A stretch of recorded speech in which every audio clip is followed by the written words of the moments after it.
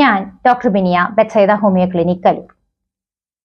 ഇന്നത്തെ കാലത്ത് പ്രത്യേകിച്ച് നമ്മൾ ഇന്ത്യ എടുത്തു നോക്കുകയാണെങ്കിൽ കൂടുതൽ ആളുകൾ ഡയബറ്റീസ് കൊണ്ട് ബുദ്ധിമുട്ടുന്നുണ്ട്. കണക്കുകൾ നോക്കുകയാണെങ്കിൽ കോടിക്കണക്കിന് മുതിർന്നവരിൽ ഡയബറ്റീസ് ഐഡന്റിഫൈ ചെയ്ത് മെഡിസിൻ കഴിക്കുന്നവരാണ്. അതേപോലെ ചെറുപ്പക്കാരിൽ പ്രീ ഡയബറ്റിക് എന്നുള്ള അവസ്ഥ കൊണ്ടുപോകുന്ന ആളുകളാണ് കൂടുതലും ഉള്ളത്.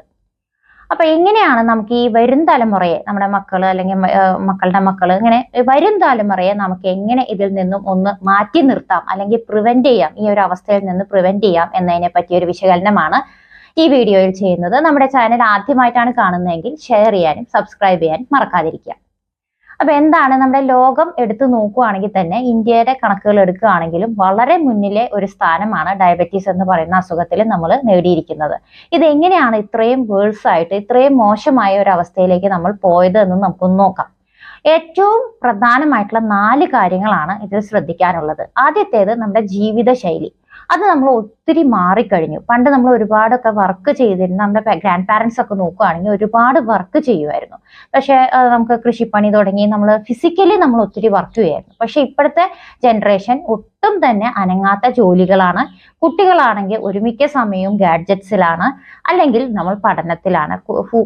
കൂടുതൽ നേരം മെന്റൽ വർക്കാണ് എല്ലാവരും ചെയ്യുന്നത്. ഇപ്പൊ ഞാനടക്കം പറയുവാണെങ്കിൽ നമ്മൾ ക്ലിനിക്കിൽ ഇരിക്കുന്നു, പേഷ്യൻസിനെ നോക്കുന്നു എന്നല്ലാതെ കൂടുതൽ ഫിസിക്കൽ വർക്ക് വളരെ കുറവാണ്. അതിനുള്ള സാഹചര്യങ്ങളുണ്ട്. ഇപ്പം പണ്ടാണെങ്കിൽ അലക്കും അതൊന്നും ഇപ്പൊ ഇല്ല. ഇപ്പൊ വാഷിംഗ് മെഷീൻ ഉണ്ട്. പിന്നെ ഒരുമിക്ക വീടുകളിലും മുതിർന്ന വീടുകളിലെല്ലാം നമുക്ക് പലതരത്തിലുള്ള മെഷീനറീസ് ഉണ്ട് നമുക്ക്. അപ്പൊ അതുകൊണ്ട് തന്നെ നമ്മുടെ വളരെയധികം നമ്മുടെ മൂവ്മെന്റ്സ് കുറഞ്ഞു പോയി. അതാണ് ആദ്യത്തെ ഒരു കാര്യം. രണ്ടാമത്തെ ഒരു കാര്യം എന്ന് പറഞ്ഞിട്ടുണ്ടെങ്കിൽ നമ്മുടെ ഭക്ഷണ രീതി ഒത്തിരി മാറിപ്പോയി. പണ്ടത്തെ ഒരു അവസ്ഥയിലല്ല ഇപ്പൊ നമ്മൾ കഴിക്കുന്നത്. ഒരുപാട് ജങ്ക് ഫുഡ്സ്, പിന്നെ ഷുഗറി ഫ്രൂട്ട് ജ്യൂസസ്, ഇതൊക്കെയാണ് കോമൺ ആയിട്ട്. ഫ്രൂട്ട് ജ്യൂസസ് ഒരുപാട് കുട്ടികൾ നല്ലതുപോലെ കഴിക്കുന്നുണ്ട്. അതേപോലെ ബിസ്ക്കറ്റ്സ്, കേക്ക്സ്, പേസ്ട്രീസ്, ഇതൊക്കെ റിഫൈൻഡ് കാർബോഹൈഡ്രേറ്റ് ആണ്, അതായത് പ്രോസസ്സ് ചെയ്ത കാർബോഹൈഡ്രേറ്റ്. അപ്പൊ അതിലെല്ലാം മൈദയായിരിക്കും, ഷുഗർ ആയിരിക്കും, ഡയറക്റ്റ് ഷുഗറുകളാണ് കൂടുതലായിട്ട് കുട്ടികൾ കഴിക്കുന്നത്. മാത്രവുമല്ല ഇവർക്ക് ആവശ്യത്തിനുള്ള എക്സർസൈസ് കിട്ടുന്നുമില്ല.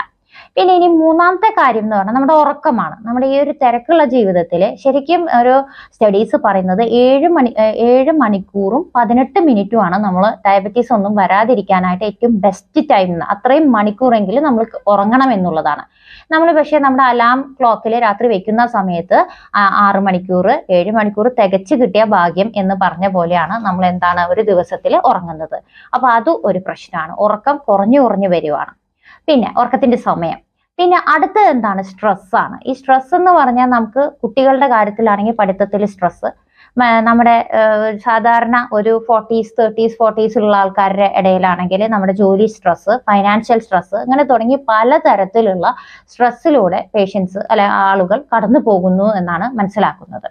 അപ്പൊ ഇതൊക്കെ ഈ ഒരു 4 കാര്യങ്ങളാണ് നമ്മൾ കുറച്ചെങ്കിലും ഒന്ന് ശരിയാക്കാനായിട്ട് ശ്രമിക്കേണ്ടത്. എല്ലാവരും ഈ ഒരു പ്രശ്നത്തിലൂടെ തന്നെയാണ് പോവേണ്ടത്. പോവാതിരിക്കാൻ നമുക്ക് കഴിയില്ല. പക്ഷെ മാക്സിമം നമ്മൾ അതിനു വേണ്ടി ശ്രമിക്കണം, മാറ്റങ്ങൾ വരുത്താനായിട്ട് ശ്രമിക്കണം. ഇനി നമ്മൾ ലക്ഷണങ്ങൾ നോക്കിക്കഴിഞ്ഞാൽ ആദ്യത്തെ ഒരു സ്റ്റേജിൽ ആളുകൾ എന്താണ് പറയുന്നത്, ക്ഷീണം വരാം. പിന്നെ അതേപോലെ തന്നെ ദാഹം കൂടുതൽ തോന്നാം. ഭക്ഷണം കഴിച്ചിട്ടും ക്ഷീണം തോന്നുക, ഭക്ഷണം കഴിക്കാതിരിക്കുമ്പോൾ കൈ വിറയ്ക്കുന്നത് പോലെ തോന്നുക, ഇങ്ങനെ പലതരത്തിലുള്ള യൂറിൻ ഇടയ്ക്കിടയ്ക്ക് പോകണമെന്ന് തോന്നുക. ഇതൊക്കെയാണ് ആദ്യത്തെ ഒരു സ്റ്റേജ്. രണ്ടാമത്തെ സ്റ്റേജ് വരുമ്പോഴേക്കും അവർക്ക് കാലിലെ തരിപ്പ്, നംനെസ് വരും. അതേപോലെ തന്നെ മെലിഞ്ഞ് തുടങ്ങുന്നു, പക്ഷെ വയറ് മാത്രം വീർത്തിരിക്കുന്നു. അരക്കെട്ടിന് ചുറ്റും ഭയങ്കരമായിട്ട് കൊഴുപ്പടിയുന്നു. വെയിറ്റ് കുറയാണ് മൊത്തത്തിൽ, പക്ഷെ വയറ് മാത്രം വീർത്തിരിക്കുന്നു. ഇങ്ങനെ തുടങ്ങി പലതരത്തിലുള്ള സിംറ്റംസ് ആണ് നെക്സ്റ്റ് സ്റ്റേജിൽ, സെക്കൻഡ് ഇതിൽ വരുമ്പോഴേക്കും പേഷ്യൻസ് കൂടുതലായിട്ട് കാണിക്കുന്നത്. തരിപ്പാണ് ഏറ്റവും വിഷമം. നമുക്ക് കാർ ഓടിക്കുന്ന ആളുകളൊക്കെ ആണെങ്കിൽ എത്ര നമുക്ക് സ്പീഡ് കൊടുത്തു, ആക്സിലറേറ്ററിൽ എത്ര പ്രസ് ചെയ്തു, ബ്രേക്കിൽ എത്ര പ്രസ് ചെയ്തു, ഇങ്ങനെ തുടങ്ങി പല പ്രശ്നങ്ങൾ അവർക്ക് മനസ്സിലാകുന്നില്ല. അപകടങ്ങൾ കൂടുന്നു, ക്ഷീണം വരുന്നു, കാർ ഓടിക്കുമ്പോൾ ഉറക്കം വരുന്നു, ഇങ്ങനെ തുടങ്ങി പല പ്രശ്നങ്ങളിലോട്ട് പേഷ്യന്റ് കടക്കുന്നു. ഇനി ഇതിന്റെ കോംപ്ലിക്കേഷൻ നോക്കുകയാണെങ്കിൽ ഡയബറ്റിക് റെറ്റിനോപ്പതി കണ്ണിനെ എഫക്ട് ചെയ്യുന്നതാണ്. ഡയബറ്റിക് ന്യൂറോപ്പതി നമ്മുടെ ഞരമ്പുകളെ എഫക്ട് ചെയ്യേണ്ടതാണ്. പിന്നെ അതേപോലെ തന്നെ ഹാർട്ടിന് പ്രശ്നങ്ങൾ വരാം, സ്ട്രോക്ക് പോലുള്ള കാര്യങ്ങൾ, ഇങ്ങനെ പല കോംപ്ലിക്കേഷൻസിലോട്ടും ഇത് പോകാറുണ്ട്. ഇനി നമുക്ക് എന്ത് ചെയ്യാൻ കഴിയും, നമുക്ക് എങ്ങനെ ഇതിനെ ഒന്ന് തിരിച്ച് കൊണ്ടുവരാം, അല്ലെങ്കിൽ നമുക്ക് എങ്ങനെ നമുക്ക് ഇതിനെ മാറ്റിയെടുക്കാം എന്ന് പറഞ്ഞാൽ, മാറ്റിയെടുക്കാനായിട്ട് മെഡിസിൻസിന്റെ സഹായം എന്തായാലും ആവശ്യമാണ്. പക്ഷെ അത് കൂടാതെ നമുക്ക് നമ്മുടെ ഒരു ഭാഗത്തു നിന്ന് ചെയ്യാൻ കഴിയുന്നത് ജീവിതശൈലി മാറ്റങ്ങൾ. അതായത് ഒരുപാട് ഇപ്പൊ ജിമ്മിനൊക്കെ പോയി കഴിഞ്ഞാൽ 2 മാസം കഴിഞ്ഞാൽ നമ്മൾ നിർത്തിപ്പോരും മടുത്തിട്ട്. അപ്പൊ അതുകൊണ്ട് തന്നെ അതൊന്നും ചെയ്യാൻ പറ്റാത്ത ആളുകളിലും ഒരു 30 മിനിറ്റ് നടക്കുക എന്നുള്ളത് ദിവസത്തിൽ ശീലമാക്കുക. അത് കൺസിസ്റ്റന്റ് ആയിട്ട് ചെയ്യാനായിട്ട് നോക്കുക. 30 മിനിറ്റ് നടക്കുക. അത് എങ്ങനെ വേണമെങ്കിൽ ചെയ്യാം. പുറത്ത് നടക്കുന്നവർക്ക് പുറത്ത് നടക്കാം, വീട്ടിൽ തന്നെ നടക്കുന്നവർക്ക് നടക്കാം, ട്രെഡ്മില്ലിൽ ഓടുന്നവർക്ക് അങ്ങനെ ചെയ്യാം. അങ്ങനെ ഒരു 30 മിനിറ്റ്സ് വാക്കിംഗ് നമ്മൾ ശീലാക്കുക. രണ്ടാമത്തെ ഒരു കാര്യം നമുക്ക് ചെയ്യാൻ കഴിയുന്നത് ഭക്ഷണ രീതിയിൽ മാറ്റം വരുത്തുക. ഇപ്പൊ കാർബോഹൈഡ്രേറ്റ് നമ്മൾ കൂടുതൽ കഴിക്കുന്നതിന് പകരം പ്രോട്ടീൻ അടങ്ങിയ ചിക്കൻ, മീറ്റ്, അങ്ങനത്തെ മുട്ട, പിന്നെ പനീർ, സോയ, ഇങ്ങനെയൊക്കെയുള്ള കാര്യങ്ങൾ കൂടുതലായിട്ട് കഴിക്കുക. അതിന്റെ കൂടെ വെജിറ്റബിൾസും ഫ്രൂട്ട്സും എടുക്കാനായിട്ട് നോക്കുക. അതിൽ തന്നെ മധുരമുള്ള പഴങ്ങൾ ഒഴിവാക്കുക. സാധാരണ മധുരം കുറഞ്ഞ പേരയ്ക്ക, പപ്പായ, ഇങ്ങനത്തെയൊക്കെ കാര്യങ്ങൾ കൂടുതലായിട്ട് ആഡ് ചെയ്യാനായിട്ട് ശ്രദ്ധിക്കുക. പിന്നെ വേണ്ടത്, നമ്മൾ പുറത്തൊക്കെ പോകുന്ന സമയത്ത് മാക്സിമം നമ്മൾ ഈ കോംപ്ലക്സ് കാർബോഹൈഡ്രേറ്റ്, അതായത് എന്താണ്, നമ്മുടെ റിഫൈൻഡ് അല്ലാത്ത ബ്രൗൺ റൈസ്, അതേപോലെ തന്നെ ചപ്പാത്തി പോലുള്ള, വീറ്റ് പോലുള്ള കാര്യങ്ങൾ എടുക്കാം, കുഴപ്പമില്ല. അതേപോലെ ഈ പ്രോട്ടീൻ അടങ്ങിയ കൂടുതൽ ഭക്ഷണങ്ങൾ എടുക്കുക. അപ്പൊ എന്താണ് അതിന്റെ ഗുണം എന്ന് വെച്ചാൽ, നമുക്ക് ഇൻസുലിൻ റെസിസ്റ്റൻസ് ഉള്ള ആളുകളാണ് ഈ ഒരു ഷുഗർ ഡയബറ്റീസിലോട്ട് പോകുന്നത്. അപ്പൊ ഇൻസുലിന്റെ പ്രവർത്തനം ഒന്നും കൂടി കൃത്യമാക്കാൻ ഈ ഇൻസുലിൻ സ്പൈക്ക് നമ്മൾ ഒഴിവാക്കണം. അതിനു വേണ്ടിയാണ് നമ്മൾ കൂടുതലും പ്രോട്ടീൻ അടങ്ങിയ ഭക്ഷണങ്ങൾ എടുക്കണം എന്ന് പറയുന്നത്. അപ്പൊ ക്ഷീണം കുറയും, എന്നാൽ ഇൻസുലിൻ സ്പൈക്ക് നമുക്ക് ഒഴിവാക്കാനും കഴിയും. അപ്പൊ അങ്ങനെ ഭക്ഷണ രീതിയിൽ ഒരു മാറ്റം കൊണ്ടുവരിക. പിന്നെ റാഗി, ഓട്സ്, ഇതൊക്കെ നല്ലതാണ്. അതൊക്കെ കോംപ്ലക്സ് കാർബോഹൈഡ്രേറ്റ് ആയതുകൊണ്ട് തന്നെ നമുക്ക് സാധാരണ വൈറ്റ് റൈസ് കഴിക്കുന്ന അത്ര ബുദ്ധിമുട്ട് ഇതുകൊണ്ട് ഉണ്ടാവില്ല. ജനറലി എല്ലാം കാർബോഹൈഡ്രേറ്റ് തന്നെയാണ്, എങ്കിലും കാർബോഹൈഡ്രേറ്റ് കഴിക്കണം എന്ന് നിർബന്ധമുള്ളവർക്ക് ബ്രൗൺ റൈസും കൂടി എടുക്കാവുന്നതാണ്. ഇനി നമുക്ക് ചെയ്യാവുന്നത് അടുത്തത് എന്താണ്, ഉറക്കം ശരിയാക്കുക എന്നുള്ളതാണ്. ഒരു ഷുഗർ ഉള്ള അല്ലെങ്കിൽ ഡയബറ്റീസ്, പ്രീ ഡയബറ്റിക് പേഷ്യന്റ് ആണെങ്കിൽ നിർബന്ധമായും നിങ്ങൾ ഒരു 7.5 മണിക്കൂർ മുതൽ 8 മണിക്കൂർ വരെങ്കിലും ഉറങ്ങാനായിട്ട് ശ്രദ്ധിക്കുക. മുതിർന്നവർ, പ്രത്യേകിച്ചും മെഡിസിൻസ് കഴിക്കുന്ന ഡയബറ്റീസ് ഉള്ള ആളുകളാണെങ്കിൽ നിർബന്ധമായിട്ടും ഈ ഒരു ഉറക്കത്തിന്റെ ക്രമം ശരിയാക്കാനായിട്ട് നോക്കുക. ഓരോ ദിവസം കഴിയും തോറും നമുക്കത് ശീലമായി ബെറ്ററായി വരുന്നത് കാണാം.